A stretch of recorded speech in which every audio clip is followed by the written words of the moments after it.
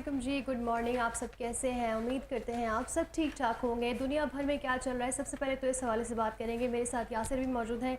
यासिर, दुनिया में क्या कुछ चल रहा है, और सबसे स्पेशली ईरान और अमेरिका की जंग के हवाले से बात करें तो बड़ी एक यू टर्न भी आया है और कशीदा सूरत हाल भी हमने कल देखी है।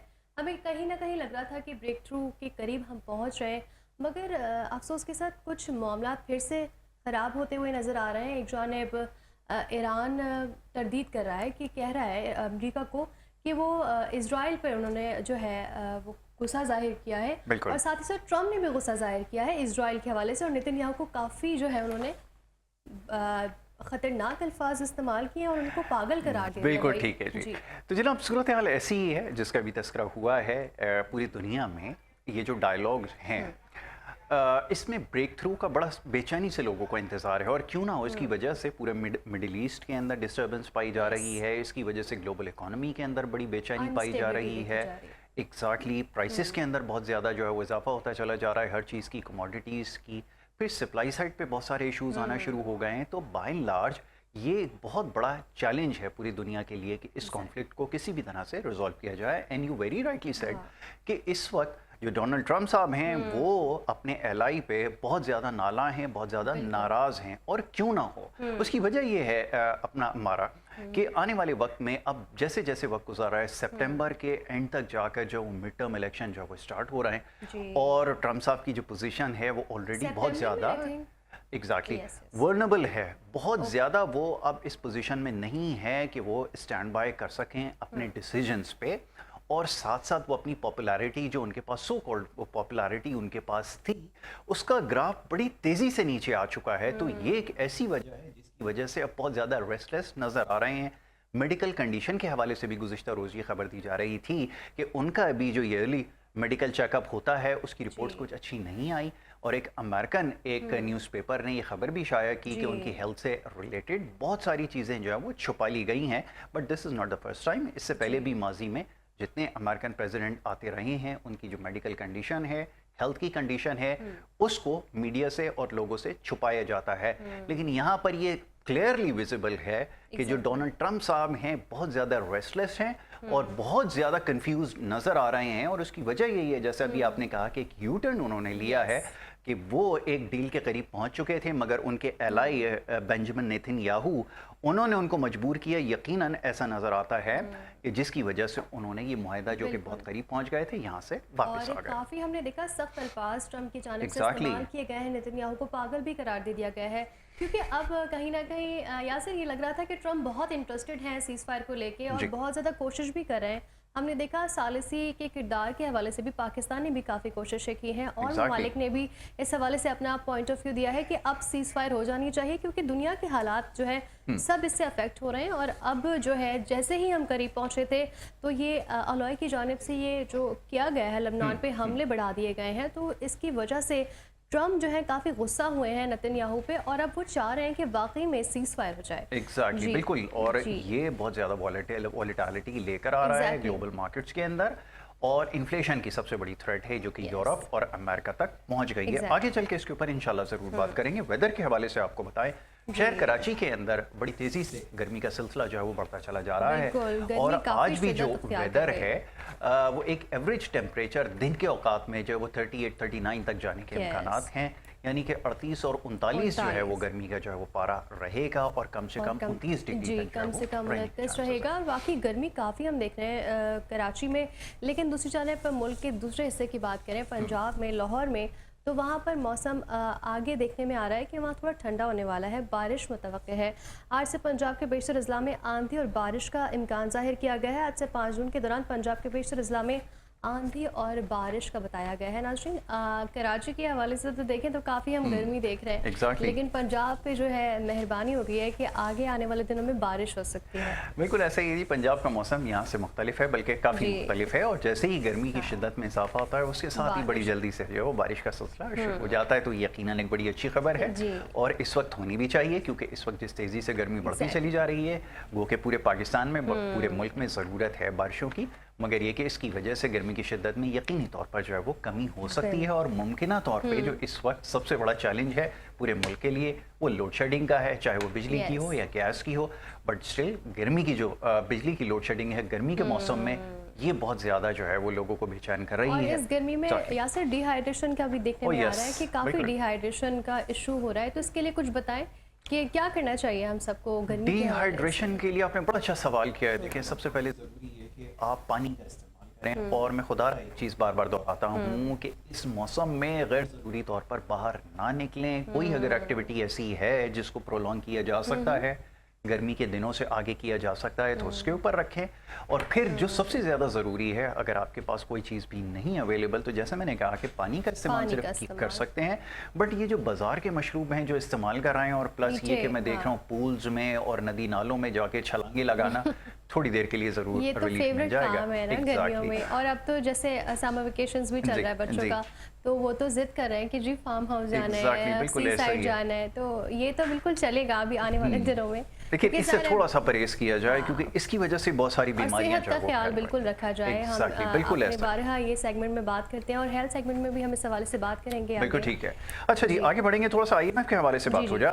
आईएमएफ के प्रोग्राम के बायस मुल्की तरक्याती बजट मुतासिर फंड्स के इस्तेमाल में बड़ी कमी का इंकशाफ जो है वो सामने आया है, और आईएमएफ प्रोग्राम के बायस मुल्क के जो तरक्याती बजट है वो मुमकिन तौर पर मुतासर हो सकता है। और ऐसा क्यों कहा जा रहा है? इसकी वजह यह है कि ये जो प्रोग्राम है आईएमएफ का, इसमें जो कंडीशंस अप्लाई की जा रही हैं बहुत ज़्यादा सख्त हैं। पब्लिक सेक्टर डेवलपमेंट फंड के ऊपर जो है वो कट लगेगा। इससे पहले इसी फंड के ज़रिए जो है वो गवर्नमेंट ने एक bail out plan sort of जो है वो फ्लोट किया था, जिसकी वजह से ऑयल की प्राइसेस के अंदर कमी या उसको मेंटेन रखने में मदद मिली थी।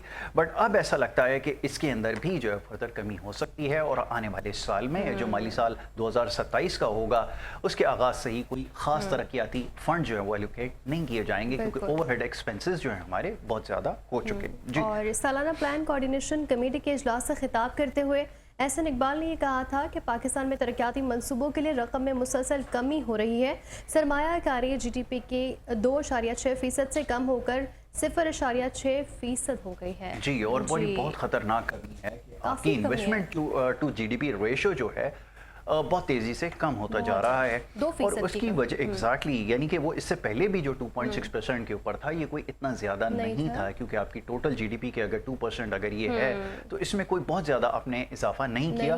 बट इस वक्त अगर 0.6 के ऊपर अगर आप स्टैंड कर रहे हैं, तो इसका मतलब ये है कि आपको अब मजीद सोचना पड़ेगा, आपको ऐसी अपॉर्चुनिटीज क्रिएट करनी पड़ेंगी जिसकी वजह से इन्वेस्टमेंट आपके मुल्क में आ जाए, और यही टारगेट अब होना चाहिए। जी, वफाकी वजीर का ये भी कहना था कि आइंदा माली साल के लिए वजारतों ने मंसूबों के लिए 3000 अरब रुपए मांगे थे, ताहम वफाकी तरक्याती प्रोग्राम 2018 की 1000 अरब रुपए की सतह पर खड़ा है। ये भी उन्होंने एहसन इकबाल ने कहा है कि बिल्कुल ठीक है। ये जो फंड्स होते हैं इसको पूरा का पूरा जो है वो कैपिटलाइज नहीं किया जाता। अब ये एक बड़ी लंबी बहस है कि हमारे जो प्लान्स होते हैं हम उनको किस तरह एग्जीक्यूट करते हैं, फिर फेडरल प्रोजेक्ट्स जो हैं वो क्या हैं। प्रोविंशियल गवर्नमेंट्स क्योंकि ज़्यादा इस वक्त रिसोर्सेज रिच हैं, ज़्यादा सेल्फ सफिशिएंट है, तो उसके बावजूद अगर वहाँ पर डिलीवर नहीं कर पा रहा है, तो ये एक बहुत बड़ा चैलेंज है। फेडरल बजट के अंदर एलोकेशन जो की जाती हैं वो अब आने वाले वक्त में सिर्फ इंटरेस्ट पेमेंट के ऊपर होंगी, और डेट सेटलमेंट के हवाले से ही वो सारी पेमेंट्स होंगी, और उसी के लिए हमें फर्दर जो है वो टैक्सेस की तरफ ले जाया जाएगा। यही हमारा ऑब्जेक्टिव अब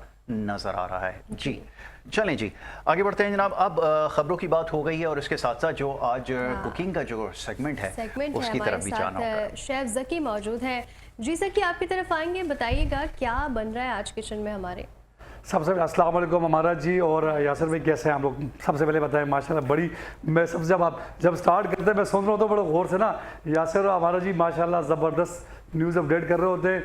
मैं क्या पहले न्यूज़ अपडेट करें, उसके बाद मैं अपनी बारी का वेट कर रहा था कि कब मुझे गो करें कि ज़की भाई आप स्टार्ट करें अपना कुकिंग शो। तो बिल्कुल thank you so much once again both of them.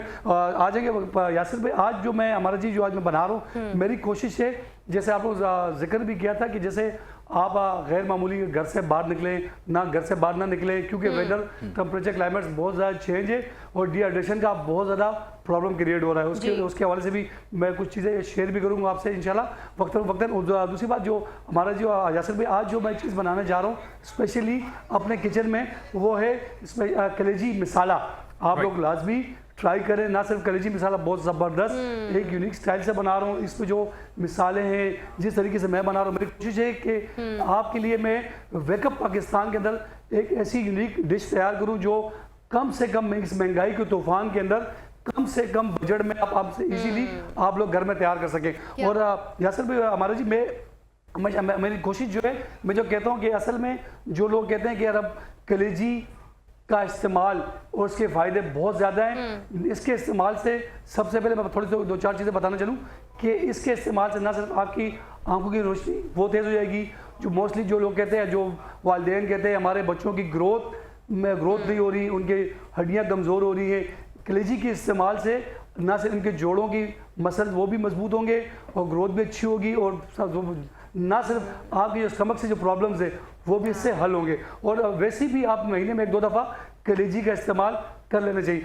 और आ जाएंगे ना सिर्फ यासर भाई आपने कुकिंग शो की तरफ कि आज मैं सबसे पहले मैं इंट्रोड्यूस करूंगा कलेजी मसाले के अंदर जो इसमें अज्जा इस्तेमाल होते हैं वो इंट्रोड्यूस करूंगा। उसके लिए सबसे पहले मुझे आधा किलो कलेजी चाहिए, 1/2 टीस्पून हमें अदरक लहसुन का पेस्ट चाहिए, आधा चम्मच हमें पिसा हुआ गर्म मसाला चाहिए, आधा चम्मच हमें हल्दी चाहिए, आधा चम्मच हमें लाल सुर्ख मिर्च पिसी हुई वो चाहिए, हस्बे जायका नमक ये चाहिए, और टेस्ट को चेंज करने के लिए आधा चम्मच हमें चिकन पाउडर चाहिए। और इसकी गार्निश के लिए हमेशा हमारा जी और यासिर भी हमेशा कहता हूँ जो चीज़ दिखने में अच्छी होगी वो खाने में ऑलमोस्टली अच्छी होगी। उसकी गार्निश और ड्रेसिंग के लिए धनिया, पुदीना और चुकंदर का इस्तेमाल होगा। और उसके लिए तो 2 टेबल स्पून में कुकिंग ऑयल वो भी चाहिए। तो आपकी अगर इजाज़त हो मैं कुकिंग स्टार्ट कर लूँ, क्या कहते हैं आप? बिल्कुल बिल्कुल ज़रूर कीजिए, आपको बिल्कुल इजाज़त है, आप कीजिए। साथ में बस एक चीज़ मुझे बता दीजिए, किस जानवर की या किसी इंसान की कलेजी है, सिर्फ ये मुझे बता दीजिए, मैं ताकि उसके बारे में सोचूं कि इसका क्या करूँ प्लीज़।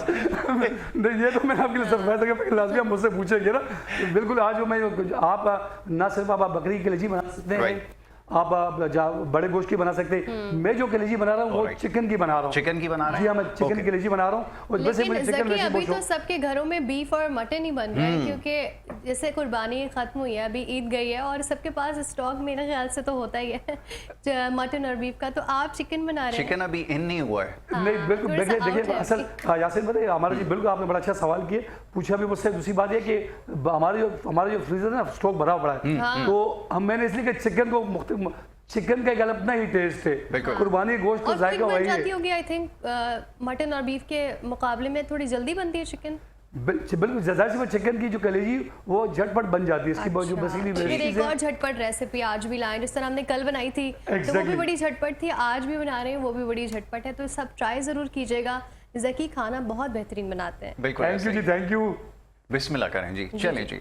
अच्छा जी, ये तो वही बना बात जनाब कुकिंग की, और कुकिंग का सिलसिला जारी रहेगा। और ज़की साहब जो है वो बड़ी ज़बरदस्त आज डिश बना रहे हैं, इसके बारे में भी इंशाल्लाह आगे चलकर जो है वो बात करेंगे। और इसके साथ साथ गेस्ट भी हमारे साथ यहाँ पे स्टूडियोज़ में आपसे कुछ देर बाद जो है वो मौजूद होंगे, और फिर उनके साथ जो है वो गुफ्तगू जारी रहेगी। ख़ासतौर पर अब बजट की आमद है, बजट के हवाले से जो सवालात हैं, जो मामलात हैं, जैसे एलोकेशंस हो रही हैं, प्रेडिक्शंस हो रही हैं, और क्या कुछ होता रहा है, इसकी अभी इकोनॉमिक सर्वे रिपोर्ट जो है वो by the end of the year जारी की जाएगी। यानी कि बजट से एक दिन पहले जो है उसको रिलीज़ किया जाता है। जब वो आएगी तो उसके हवाले से फिर जो है इंशाल्लाह आगे चल के ज़रूर बात करेंगे। ब्रेक एक यहाँ पर लेनी है, एक छोटी सी ब्रेक यहाँ पर ले लेते हैं, और ब्रेक के बाद जब वापस आएंगे तो फिर गुफ्तगू के सिलसिले को जारी रखेंगे। आप देखते रहिए वेकअप पाकिस्तान।